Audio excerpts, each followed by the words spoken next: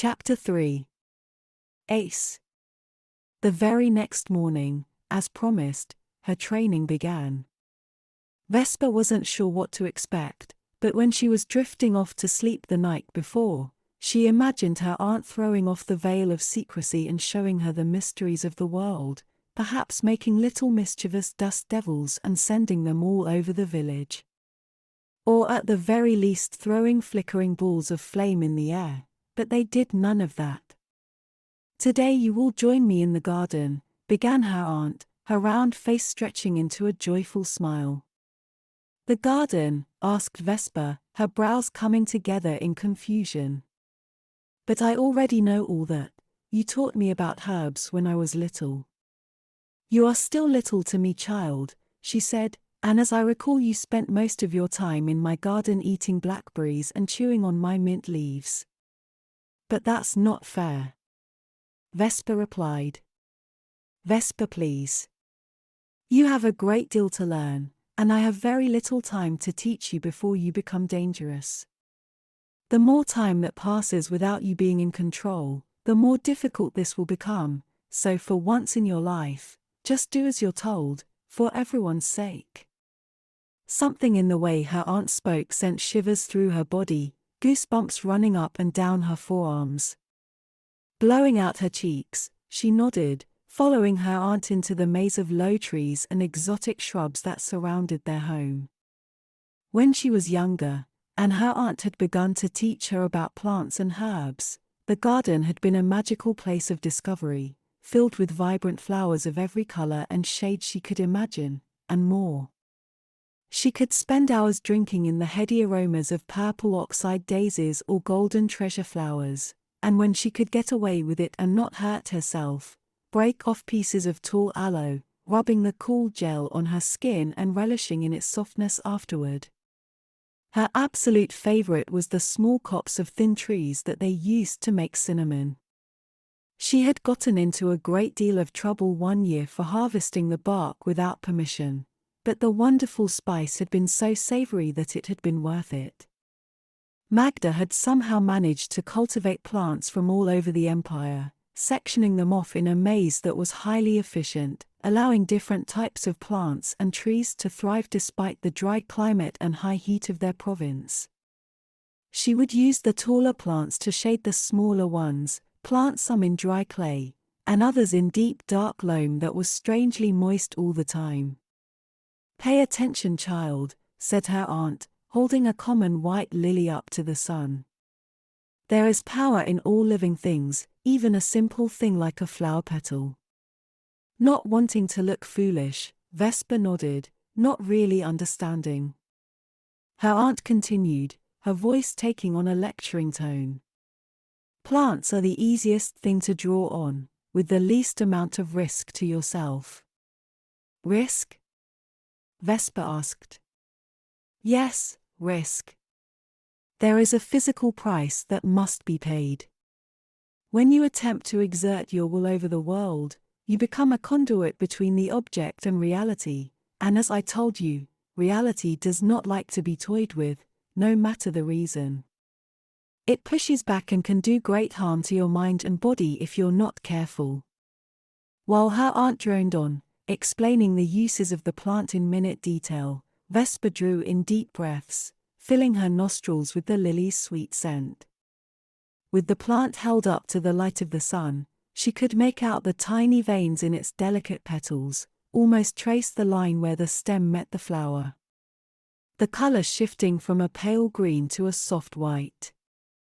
Among her people it was known as an arum lily, and it was often seen as a harbinger of the changing season, first blooming at the start of spring, then again in the middle of summer, and a final time during the fall months before the winter season.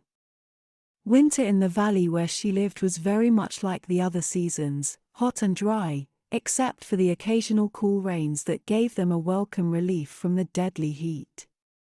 She had heard stories of places farther south, where it got cold and snow fell.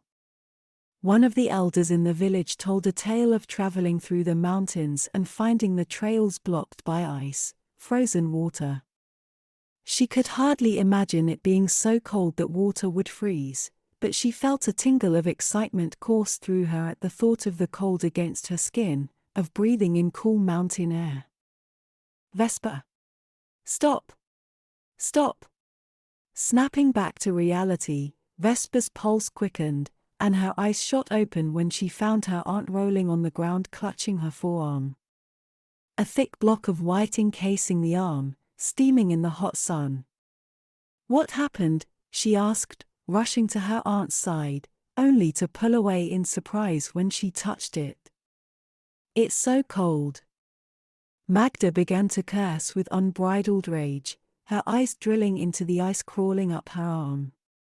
I told you that you must control your thoughts, foolish girl, said her aunt just as the ice exploded into 1,000 shards, showering them both with droplets of icy water, before someone gets hurt. Vesper sputtered, shaking her head. No, that's impossible. I don't know how to, but you did, said her aunt, flexing her hand that was frozen only moments before. I'm so sorry, Auntie, I don't know how I could do such a thing. I was just thinking about the mountains, and snow, and enough, child, shouted her aunt, her body shaking with rage. You should not be able to do such things yet. I have a mind to take a switch to your bottom. I didn't do anything, she shot back, turning and running for the villa. She had never seen her aunt so angry even during the cinnamon incident.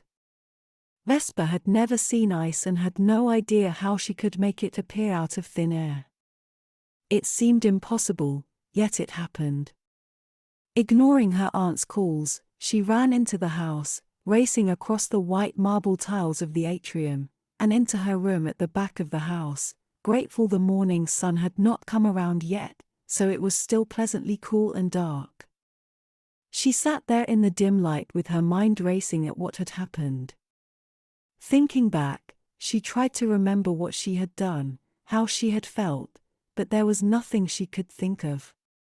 Shifting uncomfortably, she rubbed the soreness on her chest and then buttoned down her tunic to look at the great tree that was now forever on her skin. For some reason the tattoo hurt more today than it had yesterday. Its colors were more vibrant as well, its green leaves fluttering like they were about to snap off. Staring hard at it, she let out a tiny gasp. There, at the foot of the tree, just below her hip, was a white lily nestled among the exposed roots. The things we consume for power leave their mark on us, said her aunt, her unexpected voice making Vesper jump in fright.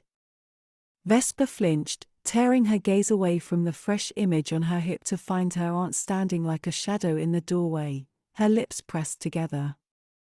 She gave the older woman an accusing stare, bitter words spilling from her mouth before she could think. So you've marked me to look like some common criminal or escaped slave.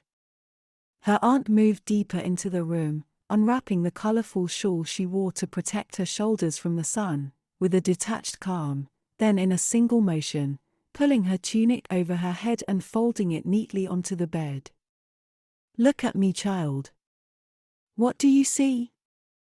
Looking at her aunt's skin, Vesper blinked in surprise. It was common for many of the women in the village around her aunt's age to show signs of aging, the symbols of motherhood which they wore with pride. Stretch marks, loose skin, and the battered breasts that came with bearing children. But her aunt had never been so blessed. Even in the room's dim light she could see the older woman's skin was unblemished. Her breasts still had the fullness of youth, and her belly was taut. But what was most remarkable was the tapestry on her skin. Magda had a towering tree on her midsection much like the one she had drawn on Vesper only yesterday, but the similarity ended there. Vesper's eyes traced thousands of images running up and down her body, from colorful flowers brighter than those they had in the garden, to ferocious beasts she couldn't even imagine existed. Her arms and legs were covered in layer after layer of concentric images that flowed from the great tree, forming a tapestry that she could not tear her eyes away from. You have spent every day of your life with me, child. Do these look like the crude markings you speak of? Am I some outcast shunned by our people? Do I look like a Roman slave marked by an angry dominus? No, whispered Vesper, realizing that she had always seen them but never had they drawn her attention. They had always just been there. You're beautiful, a work of art. Finally, you see sense. I was beginning to worry, said her aunt, moving to sit beside her. Will everything I touch mark me? Like the lily? No, some events will stay with you for all the days of your life, while others will fade with time. And those, the other markings, the ones in white, asked Vesper, pointing at the concentric circles that appeared to be layered beneath the other tattoos. They looked remarkably simple, but when Vesper tried following the strange patterns with her eyes, she got lost in their complexity. They are called ace, said her aunt, tracing a circle on her forearm with her finger. They are tools of power. We use them to focus our thoughts, to exert our will on the world so that we may define our existence. Vesper looked away, realizing at last that she had spent the last few minutes staring at her aunt's naked body. Without another word, she buttoned up her tunic and focused her attention on the small room that was hers and only hers.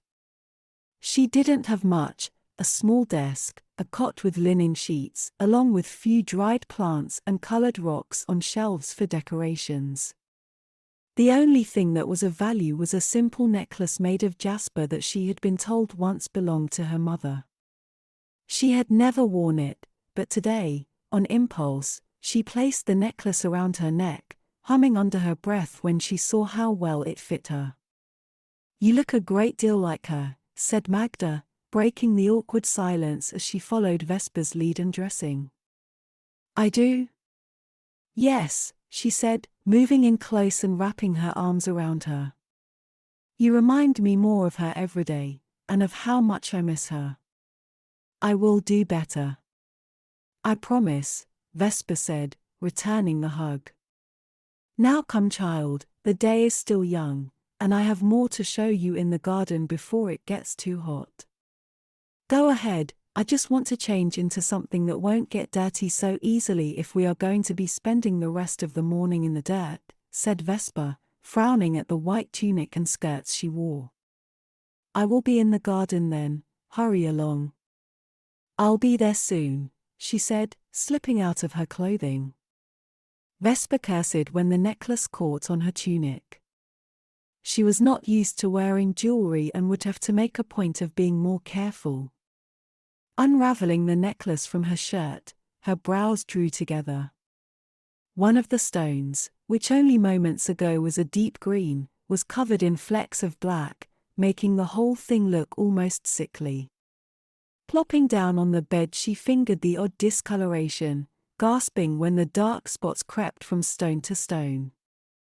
With a start, she felt a jolt and jumped up from her small cot, throwing the vile thing to the floor. I must be losing my mind, she whispered to herself. Hurrying, she pulled on the dull grey dress she used for gardening. That's when she saw it nestled between the leaves on the lowest branches of the tree on her chest. Somehow the necklace was there, it had marked her, and she had no clue how.